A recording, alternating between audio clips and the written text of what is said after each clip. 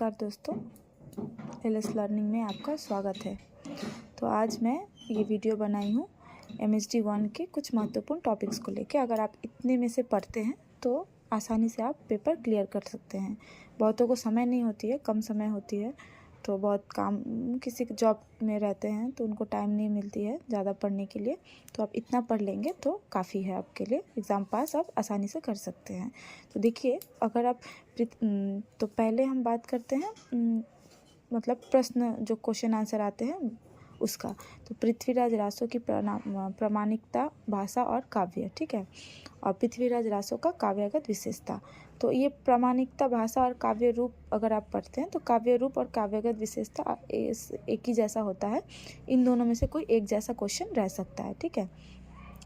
कबीर की बीच, अब देखिए कबीर से आएंगे, कोई भी एक रहेगा तो आपको आप जो भी देख लीजिए, यहाँ पे आपको दोनों ही पढ़ना है, समझना है।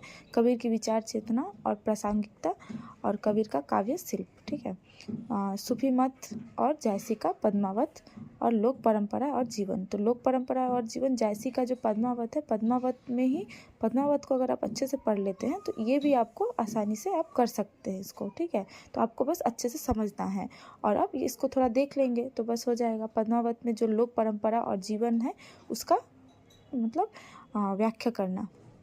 उसके बाद भक्ति आंदोलन के संदर्भ में सूरदास का महत्व, सूरदास के काव्य में प्रेम आलोचना, सूरदास के काव्य में प्रेम आलोचना किसकी होगी? कृष्ण की, श्री कृष्ण के बाल्य रूप के, ठीक है। बिहारी के काव्य का महत्व, धनानंद के काव्य में स्वच्छंद चेतना, प्रेम संबंधित दृष्टिकोण और एक आगे आपका कौशल का परिचय। तो ये धनानंद के काव्य में कौशल का परिचय, ठीक है। अगर आप धनानंद के काव्य को अच्छे से पढ़ते हैं तो उसी में आपका प्रेम संबंधित दृष्टिकोण और कौशल का परिचय दोनों ही आ जाएगा। तो आप फिर इन दोनों को अगर देख लेते हैं और इसको सिर्फ अच्छे से पढ़ते हैं तो ये आप तीनों आसानी से कर सकते हैं। पद्माकर की कविता, ठीक है।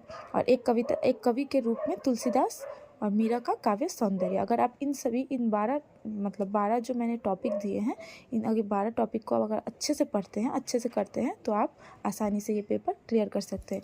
ये जो मैंने व्याख्या लिखा है, अगर आप ये 3, 4, 5 और यहाँ से आपका धनानंद, पद्माकर, एक कवि के रूप में तुलसीदास, मीरा का काव्य, अगर इसको आप अच्छे से कर लेते हैं तो आपको कई 4 या 5 टॉपिक दिए रहेंगे, मतलब व्याख्या वाले प्रश्न दिए रहेंगे, ठीक है, पंक्ति टाइप। अगर आप वो पंक्ति में से किन्हीं 2 का आपको व्याख्या, संदर्भ सहित व्याख्या करना होता है। तो अगर आप एक यहाँ पे 1, 2, 3 और यहाँ से 1, 2, 3, 4, ये 4 और 3, 7, अगर सातों को अच्छे से अगर कर लेते हैं, कबीर के हर एक पंक्ति को अच्छे से पढ़ के उसको समझ लेते हैं, ठीक है।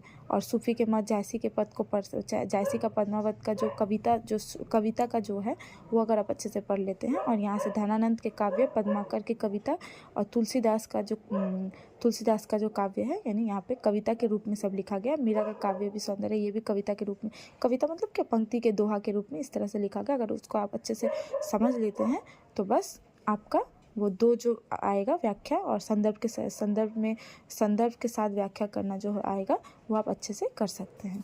धन्यवाद।